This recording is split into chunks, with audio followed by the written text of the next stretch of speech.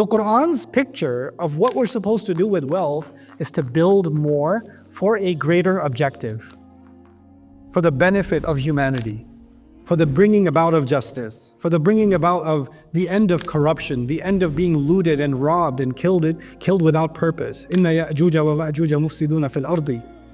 That's the idea.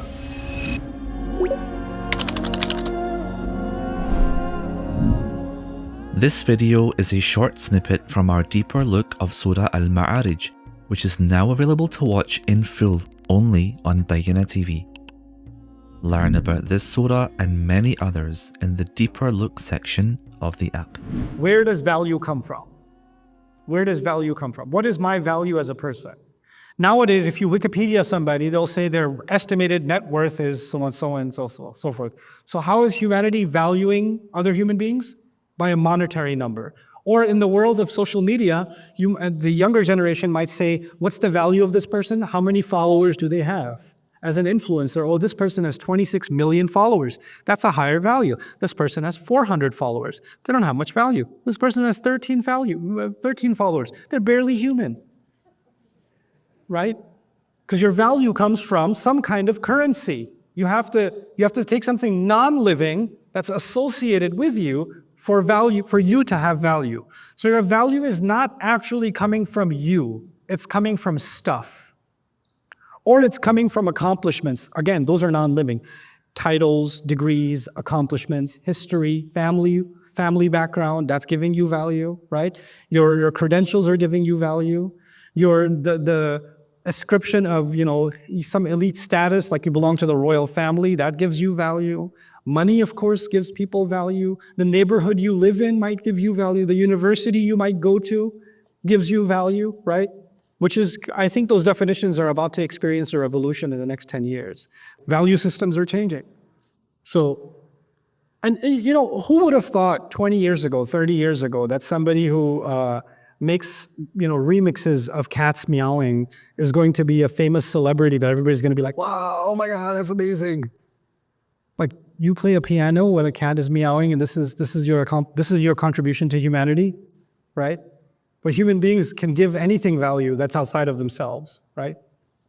However, the Diagnostic Statistical Manual of Mental Disorders barely addresses money. This is interesting in a capitalist society. We haven't actually studied money disorder much, except in cases of financial deprivation. So we study when somebody loses money and then go depressed and become suicidal and all that stuff. There's more studies on that.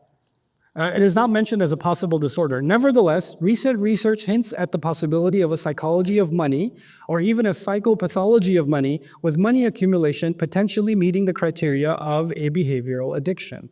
This can become an addiction. Now, having read all of this to you, I want to just share with you also from the Islamic tradition and also biblical tradition. What's been said about money? Like Rasul Sallallahu Alaihi Wasallam says in the Tirmidhi, "Inna likulli ummatin fitna." Every ummah, every nation will have a fitna. وَإِنَّ فِتْنَةَ أُمَّتِي الْمَالِ. And the fitna of my ummah is money. It's wealth. Woe to those who join house to house, who add field to field until there is no more room, and you are made to dwell alone in the midst of the land. Isaiah. Meaning people who become conglomerates and keep acquiring, right? He who loves money will not be satisfied with money, nor he who loves wealth with his income. This also is vanity. This is Ecclesiastes. And then Jesus specifically says you cannot worship both God and money, which is similar to what the Quran is saying, and even in a hadith of the Prophet ﷺ, "Ta'isa abdud dinar wa abdud dirham," right? The servant of the dinar and the servant of dirham, may they be destroyed. Now, having said all of that, the concluding discussion I want to have with you on this subject is as follows.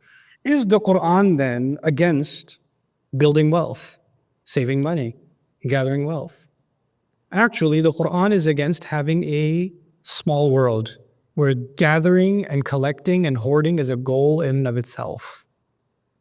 But when you're gathering money for a purpose, when you're collecting for a purpose, that is actually very much in line with Islam. You have the story of Dhul Qarnayn. Allah says, فَأَتْبَعَ سَبَبًا. Allah gave him all kinds of resources, and he used those resources to pursue more resources. أَتْبَعَ سَبَبًا. Why is he pursuing more resources? What's he going to do with these resources? Why is he expanding his empire? Why is he going to places where people don't even speak a language yet? or full-on language yet. Why is he going to uncharted territory where there's mud? You know? Aynin Hami'a. Why is he going to muddy marshland? Right? Like what Orlando used to be before Disney moved there. How would anybody go there? Like to hang out with the gators? Like, what are you going there for? Why is he going east and west and all over he's expanding his empire, is he not? And Allah is saying wherever he went, he acquired more resources, and he used those resources to build more resources, and then more resources, and then more resources. But that wasn't his goal. What was his goal? Wherever he goes, he makes sure corruption is put to an end. He makes sure people are not going to get away with doing crime. أَمَّا مَنْ ظَلَمَ فَسَوْفَ نُعَذِّبُهُ. Or if he doesn't have the resources to fight the enemy, at least he will develop the resources to stop the enemy. So he'll build a wall. And if he realizes he's someplace where he can do no good, that's also possible, right? Sometimes you just can't help a situation. You know what? كَذَلِكَ وَقَدْ أَحَطْنَا بِمَا لَدَيْهِ خُبْرًا. I can't help the situation. He let them be. But he's constantly building. The Quran's picture of what we're supposed to do with wealth is to build more for a greater objective, for the benefit of humanity, for the bringing about of justice, for the bringing about of the end of corruption, the end of being looted and robbed and killed without purpose. إِنَّ يَأْجُوجَ وَمَأْجُوجَ مُفْسِدُونَ فِي الْأَرْضِ. That's the idea. It's the Christian, the Catholic idea was wealth itself is a curse. You're not supposed to earn wealth. And it's funny, it was a convenient idea because wealth is not for you, it's for the king. Give to the church and give to the God-chosen king. Make them wealthy, not you. So it was a very convenient ideology because it served the church and it served the king, right? But we have, unfortunately, in Islamic discourse, we've developed this idea of a terrible fear of hubb ad-dunya. Right? Because if we find in the Quran, this dunya's worth, وَمَا الْحَيَاةُ الدُّنْيَا إِلَّا لَهْوٌ وَلَعِبٌ, right?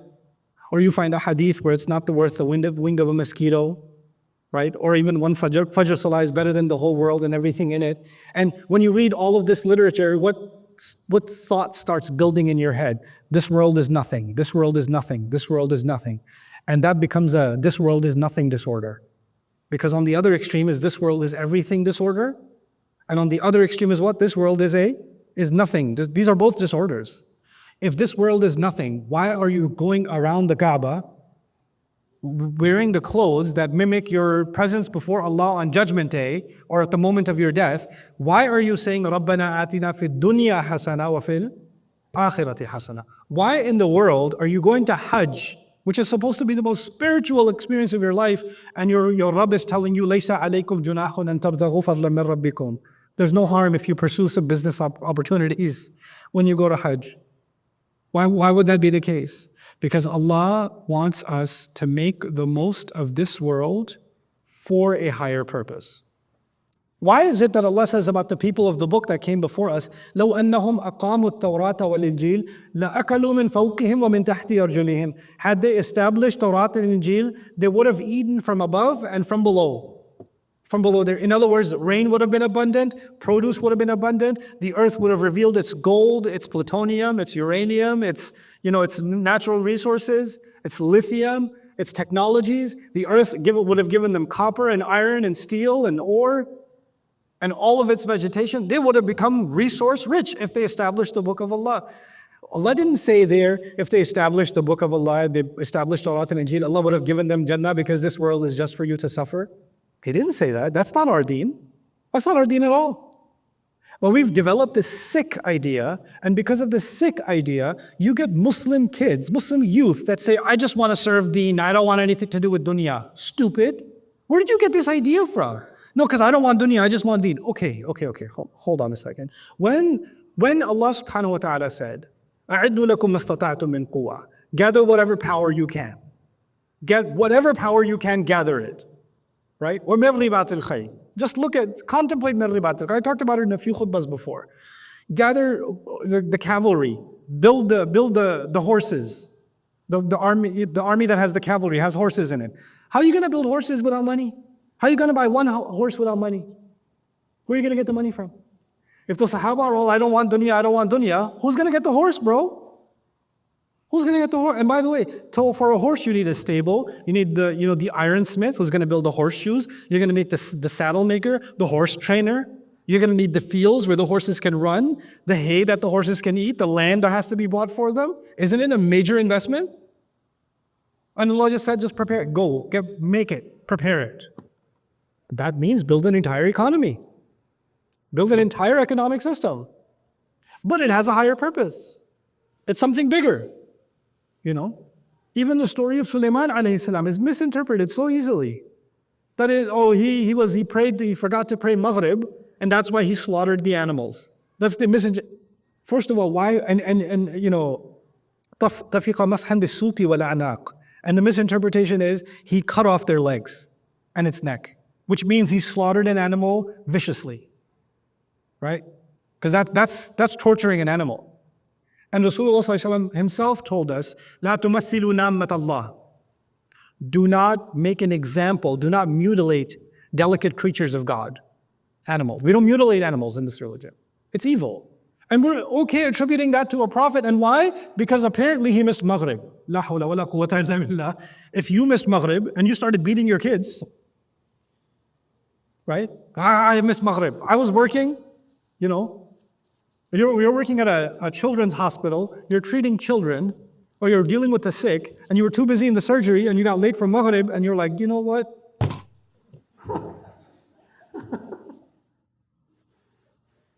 Are you serious right now? No, hatta tawarat bil hijab. The tawarat is not tawarat al-shams. It doesn't have to be tawarat al-shams in that story. It could be he was training the horses, and he made the horses run, and they ran as far as they could until he couldn't see them anymore.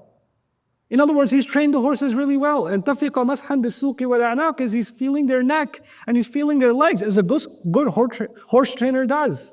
Even Imam Razi says mash in Arabic. If you're going to say mash is he sliced them, then what are you going to do with famsahu bi ru'usikum wa aydikum? Right? Quran says do mash over your heads and your hands. You're going to slice your wrists. Well, every time you make wudu, you're going to end up at the hospital. You didn't have water. What have we done? We've created a narrative in which dunya is condemned. Dunya is dangerous. It's definitely dangerous. And we will see in the coming ayat how dangerous it is. So it's like you're handling a radioactive material, handle with care, and make sure you use it for the right, don't treat it casually, treat it with care. But doesn't mean don't treat it. Doesn't mean don't use it. You understand? Something can be poisonous. A snake can be poisonous, but it can have the antidote in it, isn't it? The snake's venom has the antidote in it, right? So the snake has to be dealt with, but if you don't deal with it, you'll never get the venom out. You'll never get the antidote out. This is the attitude we have. We don't hate dunya, we use dunya. We use dunya. And actually, Allah even encouraged us to enjoy this dunya. Why is He describing fruits that have beautiful covers on them, or winds that have a beautiful scent in them? If our job on earth was only to survive, why would He make the mountains beautiful? Why would He make the animals beautiful? Why would there be flowers? Why would there be nature? Why would there be beautiful children? We should all look a certain way just for function. There should be no beauty on this earth because we're just here to perform a function. That's not our worldview. So we're not materialists. We're not, prosperity gospel Christians. We're not that. And we're not, Catholics that shun the world and wear uncomfortable wool because they want to shun this dunya. We're none of those. We're people of the Quran, the best of this world and the best of the next. And that can only happen when you have a higher purpose. That's the only way that can happen. Inshallah, I'll talk a lot more about this after the salah, but what I want to leave you with is this. There's a slide coming. I'll introduce you to one concept in it. I keep saying the world gets bigger and the world gets smaller, right? When your world gets bigger, then you think about bigger problems and you think about bigger solutions. And your world is smaller, then you can only think about what? Smaller problems and smaller solutions. And when your world gets really small, you only think about your own problems and your own solutions. Your world it shrinks. It's just you, that's it. Have you seen someone who takes their own desires and turns them into their God? You become your own God. Your feelings become your own God. That's your entire universe. Everything is that's just you. That's all that's left. But when your horizon expands, then you think about bigger things. You don't have time for petty things anymore. Go back to what the Prophet was told. Fasbil sabran jamila. And I told you then, these people can say whatever they say, that's not big enough of a problem. You have too big of an objective to focus on. Don't be distracted by this. So our iman gives us broader perspective, and it keeps us from being petty and material and ending up in this state. وَجَمَعَ فَأَوْعَى. So this addiction and this hoarding, where did it come from? The diagnosis. Where did this sickness start? This is like the final stage of the sickness. Where did this sickness begin? What was the early signs that you've caught the virus or you've got the bacterial infection? That's coming in ayah 19 onwards. So inshallah, we'll discuss that after the salah. Hey guys, you just watched a small clip of me explaining the Quran in depth as part of the Deeper Look series. Studying the Quran in depth can seem like a really intimidating thing that's only meant for scholars. Our job at Bayyinah is to make deeper study of the Quran accessible and easy for all of you. So take us up on that challenge. Join us for this study, the Deeper Look of the Quran, for this surah and many other surahs on BayyinahTV.com under the Deeper Look section.